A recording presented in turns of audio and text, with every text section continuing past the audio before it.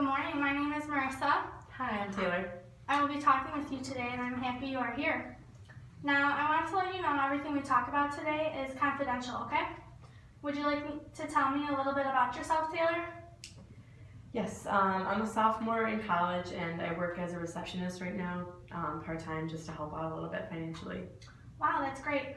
You sound very hardworking. Now, would you like to tell me a little bit about why you came in today?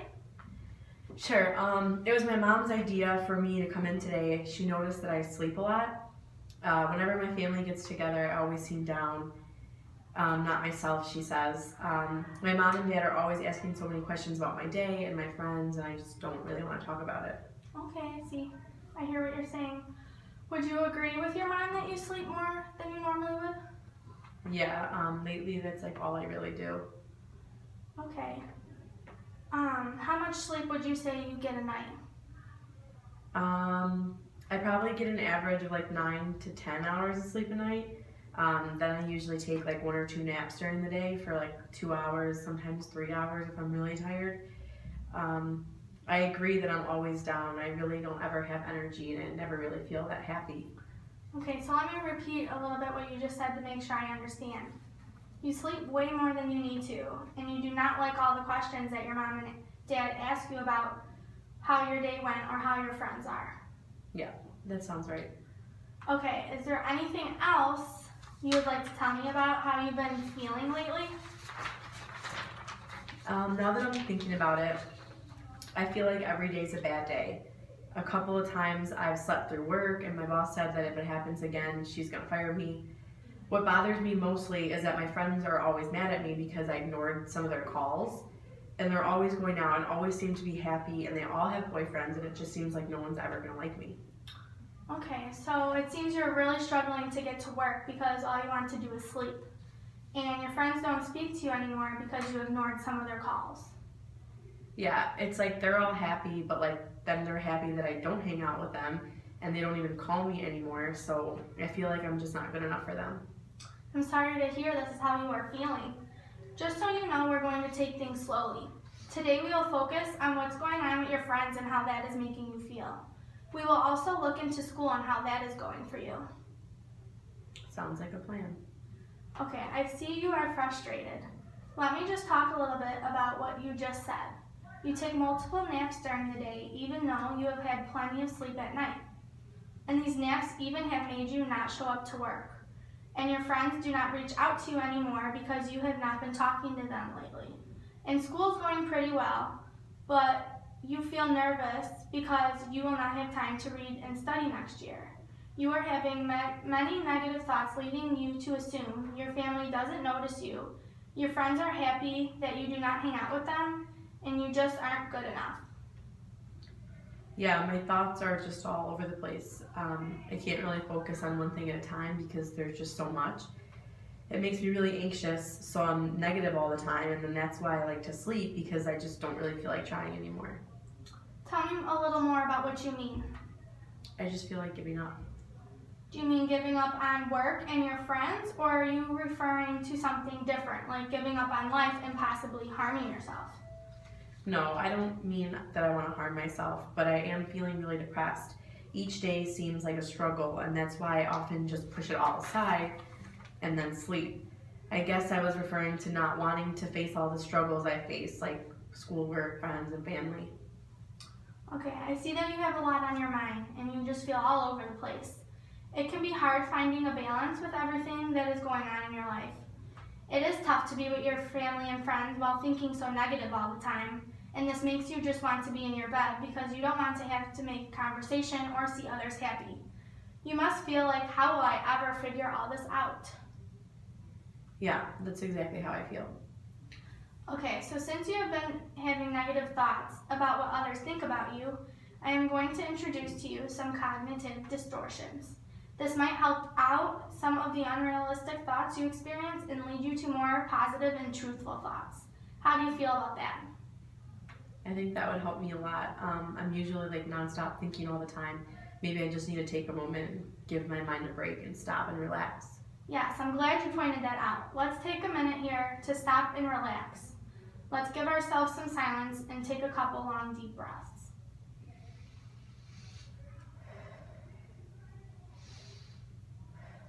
Do you feel a little more relaxed right now? Yeah. Okay, today we're going to go through some of your negative thoughts that you have pointed out, and as I have said, these are referred to as cognitive distortions. The first and only one I will introduce for today is called mind reading. Now, it's very easy to automatically assume what someone else is thinking. For example, you said your friends are happy that you are not hanging out with them anymore. Let's test this. Make a list of all the times you have had fun with your friends when you would hang out with them. Write down as many as you would like or as little as you like, whatever.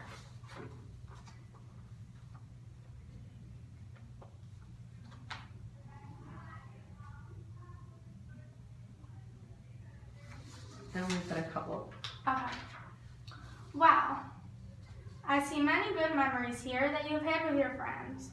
One of them says, one time you received a letter from your friend Morgan from when she went on vacation saying how much she missed you. Yeah, she went to Florida with her family, and I was surprised that I got a letter, but it made me really happy.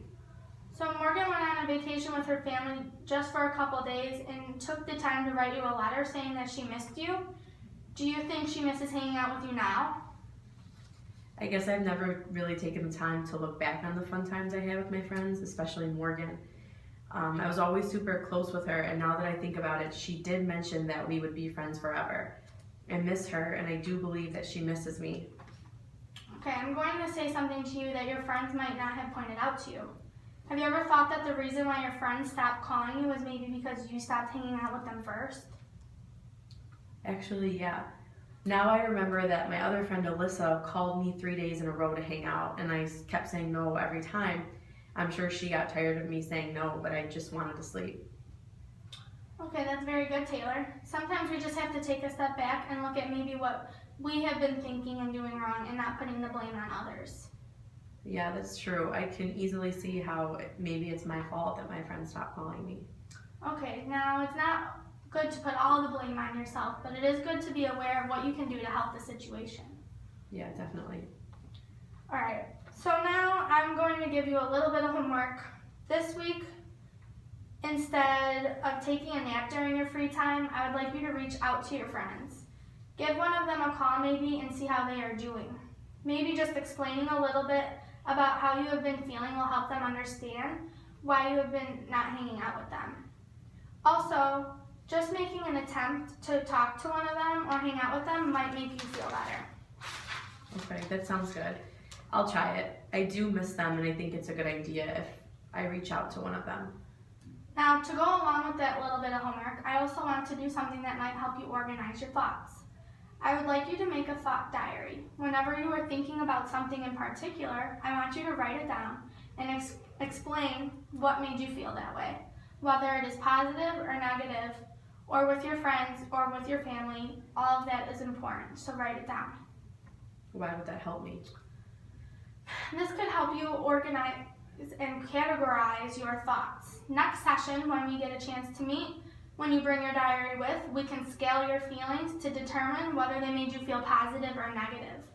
We can also point out some other distorted thoughts that you have been experiencing and think of a more rational response you could have had to prevent yourself from automatically thinking that something negative. That sounds like a good idea. Okay, we're going to switch gears a little bit. While we have discussed a lot about the negative thoughts you have been experiencing when it comes to your friends, let's talk about school now. How is that going for you?